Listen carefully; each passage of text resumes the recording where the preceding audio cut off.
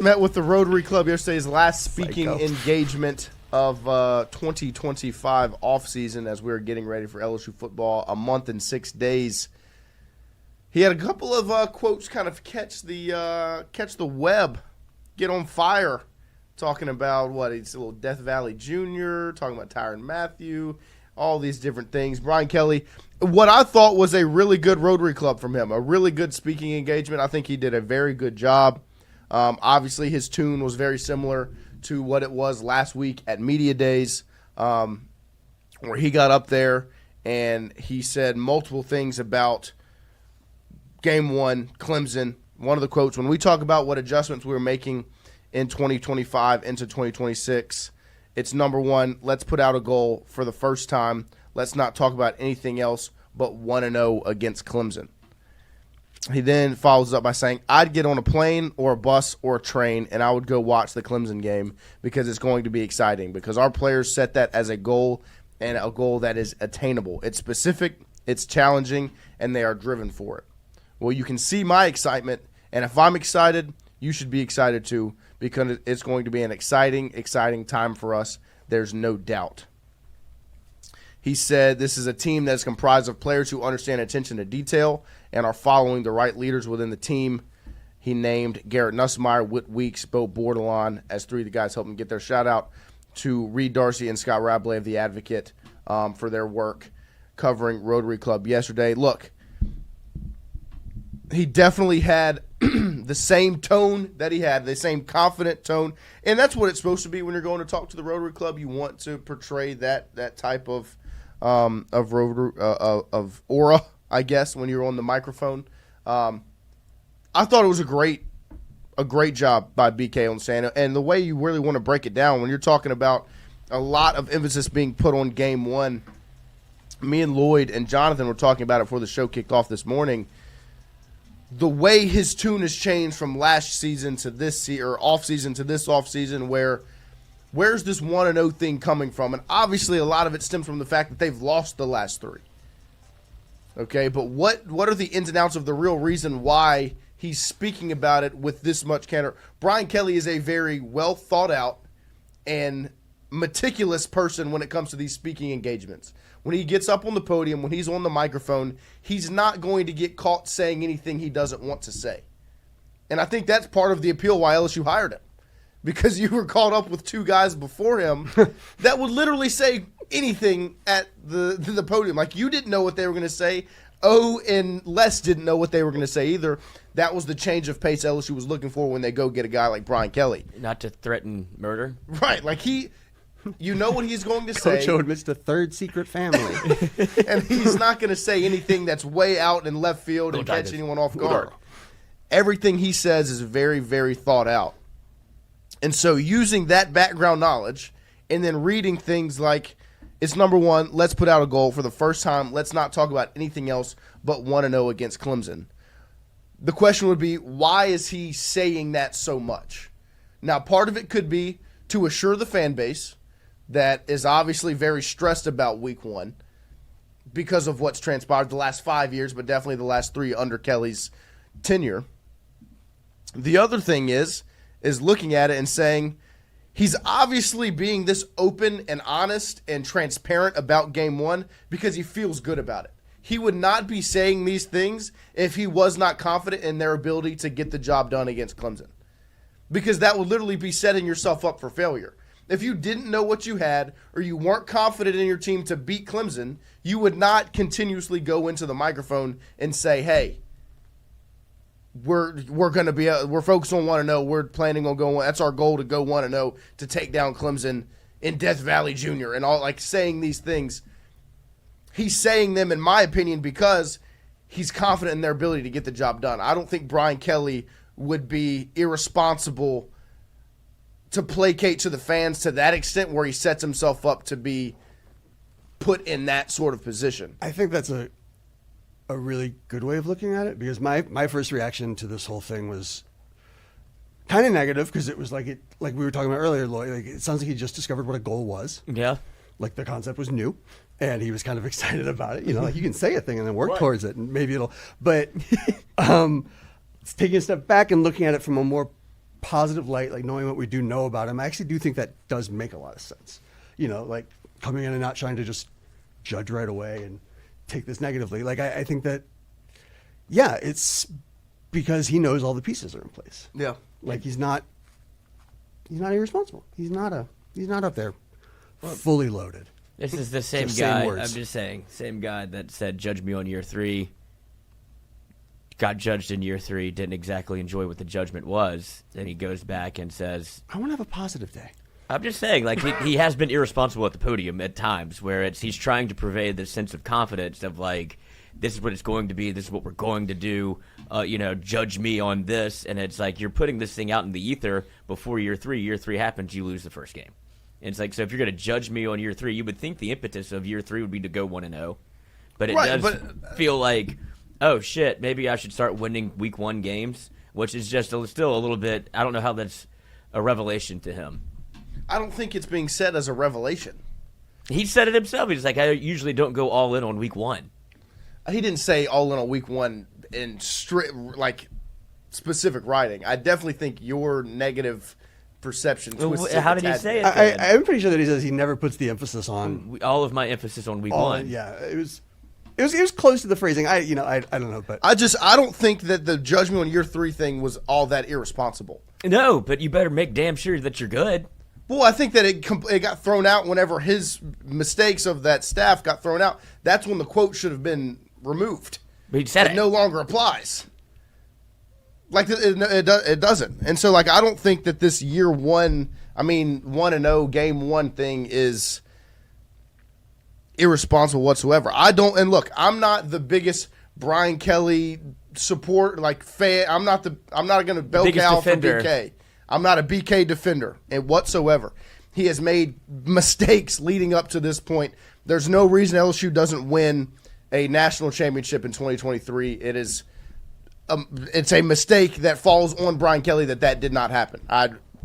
He has not been perfect up to this point. But one thing that I feel he's done extremely well is the way he's handled the media, done press conference, all of these things. Now, the beating of the table, I thought was a little performative and dramatized. But other than that, I think he's done a relatively good job in handling the microphone. The reason he went up to the podium at the end of the season last year and said, we're keeping receipts here at the national championship, yeah, that could be perceived as irresponsible, and only time will tell if it was. But the reason he was saying that is because he knew they had the pieces in place to do what they did this past offseason and put the pressure on. It was already going to be there. Yeah, like the pressure was already going to be there. The pressure's there. Accept it. It's funny how you go from a guy that says the pieces are in place when he says Nick Anderson's coming back and he's not here. C.J. Daniels, excuse me. When he goes to the podium and says, look, and C.J. Daniels is coming back for the next year, and C.J. Daniels is not at LSU. So I think that was an older version of Brian Kelly who didn't exactly know what was going on with his roster. And now I'm starting to see when he says when he says we're going 1-0 week 1, I think that's because he has a much better idea of what his roster consists of, and whether that comes from the staff that he's built outside of himself with Austin Thomas, the front office, all of those guys where he's getting more information, not having to do it himself. I think that is helping a lot because there's a lot of pieces going on. It's hard to be a head coach in this era. Yes. And to have a staff in place that can this is who we're getting, this is what they do, this is what you need. And it's like, okay, cool. I actually do want to read that now. If we have a legitimate chance of getting him, I'd like to know the player. Instead of just I'm not paying for that. I'm not paying for that. I agree. And so I think that does make a difference as to why he's being so confident as whether he's heard it from outside sources, inside sources, or just the energy around LSU. He should know that he has a roster built to win. Right. And and you can tell just from the way he's speaking that he knows. Yeah, I think he's finally kind of clued in a little bit more as to he's been around more. Yeah. I think he's had to have been around more. And I think that has led to a little bit more of a feeling of confidence in his roster because he is aware of what the roster is. It feels real.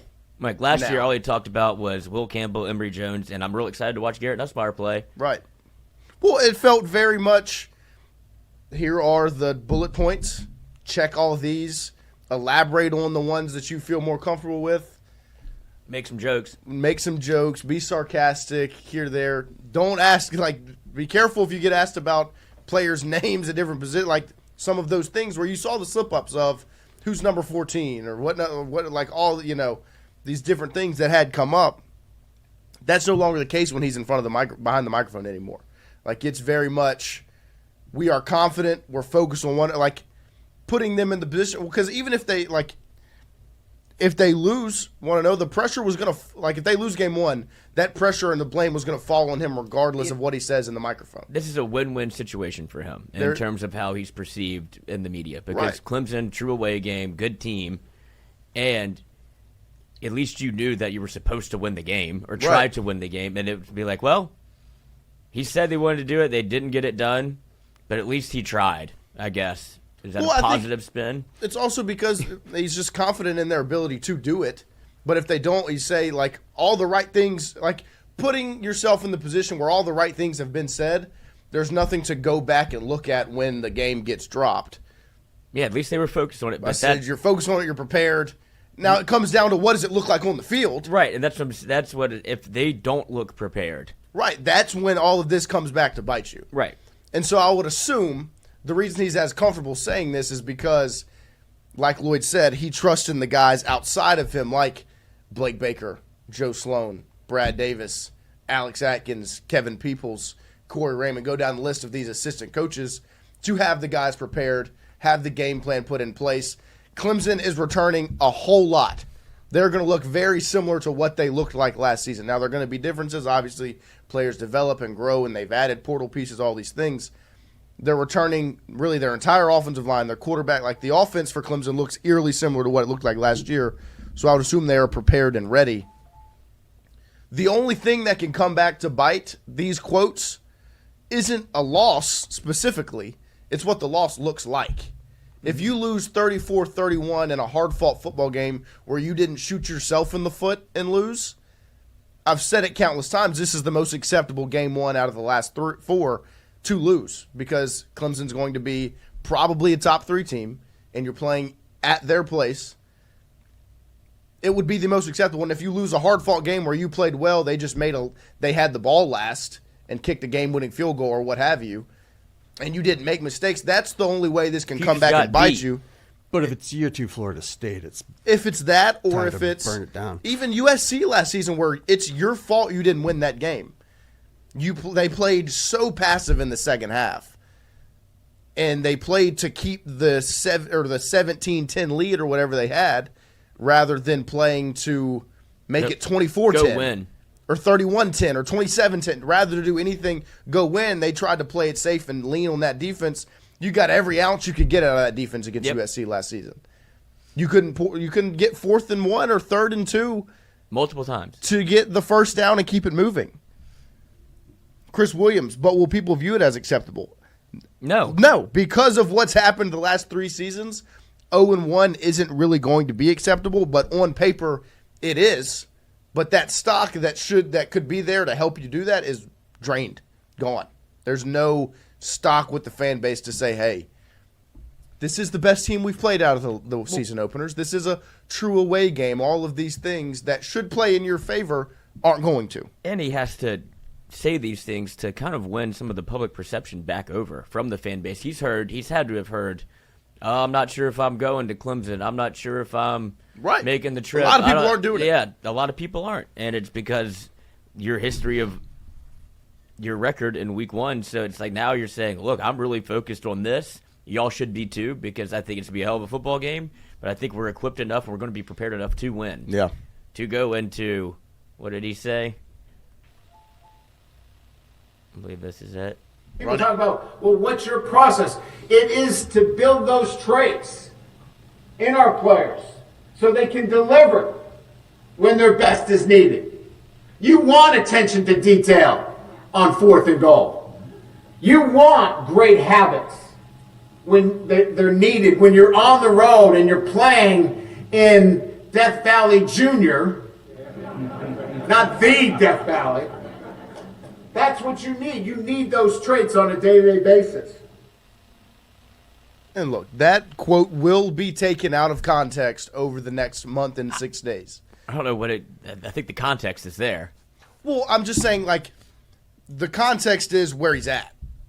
like this is the Rotary Club. That's how you placate to those people that are there. It's a roast. Yes, you boost up and juice up your stadium. You are Death Valley. These people very much that are sitting there listening to him speak are of the mindset of we are the true Death Valley. We are diehard LSU. All these things. So you juice it up a little bit to placate to that crowd. It's a pep rally. Yeah, Spectrum WellCare. It's a pep rally. Yeah, it's a pep rally. That's what it is. And so, like, that part will be taken out of context. People will just look at the quote and say, oh, you called it Death Valley Jr. But part of it is you can only take it so far out of context. He is still calling Clemson Stadium Death Valley Jr. And I'm a supporter of it because I believe the same thing. But I'm not going to get the same pushback and flack that LSU's head football coach is going to get. What's he supposed to say? I mean, we're going to the Death Valley of I mean, you could call it Memorial Stadium. I guess is what the real name is. We're going to Clemson's Death Valley, but no, this just as good as just so everybody knows, if LSU does happen to drop this game, this is the first thing that's going to come out of Dabo's mouth. The first thing, Death Valley Jr. And it's going to be posted. I guarantee you, it's already on the internet. Well, Clemson is going to put together a hype video. Remember Coastal Carolina's hype video for Omaha where they included Chris Phillips all throughout it talking about Auburn or whatever? Clemson will do the same thing with this clip, I would assume. Hickory Dickory Doc, Clemson's going to post this video on TikTok. Yes. After they lose, you know? So, Chris Williams, I mean, it is smaller, LOL. Yeah, and look, Charles County Matters, only 5,000 to 6,000 seats, though. Yeah, that's as LSU, I think, got 6,000 seats in Death Valley Jr. We obviously will be in attendance. We will be some of those 6,000. But Brian Burgess, let him take it out of context all they want. He was speaking at a Baton Rouge Rotary Club event filled with nothing but LSU fans. Yes, Spectrum said it's a pep rally. So, look, I like the sound bites from Kelly yesterday. I think there is obviously multiple ways to kind of look at the things he's saying and dissect the things he's saying, the emphasis he's putting on certain things. But I think as calculated as BK is from a speaking standpoint, the reason he is saying these things is because he is, like Lloyd said, maybe a little more involved and around the things going on, but also is confident. He's not. This doesn't feel like a fake confidence. Like he's confident because he thinks they can get the job done. He wouldn't continuously say 1-0, 1-0, 1-0 if he wasn't confident they have a pretty good shot at doing it. Maybe he read The Secret in the offseason. And he's trying to speak it into existence. Mm-hmm. Maybe. Manifest it for the first time. Put it on a vision board. Uh-huh. That's kind of what it feels like, honestly. Yeah. It does feel like there's a mantra. Something's happening. At least he's trying something new. He is trying something. Yeah. Well, and I just keep going back and forth. I want to be positive about stuff, and then I get it because look, if this would have been year, you just want to pick everything apart, and it's just if this would have been maybe a month or two ago, I probably would be overtly negative about it. But as the season's inching closer, and my adrenaline starts to pump, and my heart starts to doom doom doom doom bump bump, when I start to feel that, like it's hard to not take it a little more positive. But I do think that, like, I can kind of visibly see a difference in BK. Do you see it, Lloyd? Like, do you see does it feel less? It feels less dramatized and performative? Say less performative than in the past years, but I also know that he is a performer. He loves to be on the podium. He likes to think that when he speaks, people listen. He likes the idea of, like, eat out of my hand. And when he gets to a Rotary Club, that's exactly what it is. He can kind of say whatever, and he knows, like, these people love me regardless. Like, I can watch me do this and get them back. Well, he's trying to win public perception over. Of course. And this is a room where they support him. Right, it's the easiest room in town. Right. If you fuck up at the Rotary Club, you fucked up. Right. Like, this is the easiest crowd you'll ever have. Right. This is the Tiger Woods talking to golf media. Yes. It's like you're going to get the media laugh every time you're going to hit the ball hard, Tiger? Yeah. I am. I'm going to hit it really hard. God, you're the best, Tiger. You're the best. You going to wear red again, Tiger? Sure I am, every Sunday. Yeah. Well, boy, Tiger, you should have looked good in red. Yeah, it's exactly that. Yes. Thanks, golf fans. Tiger's going to wear red. And it's like, Brian. Would you ever not wear red? Yeah. You wouldn't catch me dead not in red. Oh, Tiger, my God, what a cat. But yeah, I love golf. It feels like he knows that he can do the Rotary Club a certain way, and it's the way you're supposed to do it. Right. But at some point, it is like, I better see something of what he's saying come to fruition. But, okay, my next question that I'll pose. Do you think, and chat, answer it as well, do you think the pressure has gotten higher, or there's more pressure on week 1 now than before because of the things he's saying? Because in my opinion, No. I think That's the the pressure win-win. I think the pressure would have been this high Regardless. regardless if he says it. It's a final to start the semester. Right. Like, Yeah. And just nothing's going to change. Nothing's going to I think the pressure would be where it is anything else. regardless Yeah. of him saying any of these That's things. that's why this approach is a win-win approach for him. Yes. Like, Yeah. I can talk all the shit I want. Right. Everybody knows how important this is, but I'm letting you know that I know it's important too. Like, Yeah. okay, cool. But no, I don't think anything he says is like Clemson can have their bulletin board material. They've Right. obviously been. I mean, I haven't seen anything. It's pretty bland bulletin board material. Oh yeah, You know what I but mean? no, It's- but to a Clemson or to a like Dabo, that's something that he would turn into like a big deal. Right. Or even the national media might grab and be like, hey, Okay, because Brian Kelly is like he is victim that they have their sights pointed on villain. Yes. villain Yes. all the time. Anything he says will be construed in a negative way because of the way he's viewed in the media. And that's national too. Like, it'll be on First Take. It'll Right. be on CBS Sports. Well, it's the same with it's kind of like Kim Mulkey. Right. Where whatever she says, in context or not, she jokes with the little student reporter in the final, the Elite Eight. It's going to get played on First Take tomorrow. She's picking on little girls. Right. Okay. But also, yeah, she is. in this same context of how important Week 1 is, Clemson is very much a team that you might see again. Yeah. Like, no, I mean, to where this if they go on, if they were it's actually a playoff game. right, if they actually are good, and it's not one of these Week 1 losses and Clemson's 9-4 at the end of the year, like, well, this doesn't help us at all if Right. you're LSU. But if they go 10-0, and that's your one of your 2 losses for LSU, it's like, well, they're in a college football playoff team. If the game is good, I'd like to see them play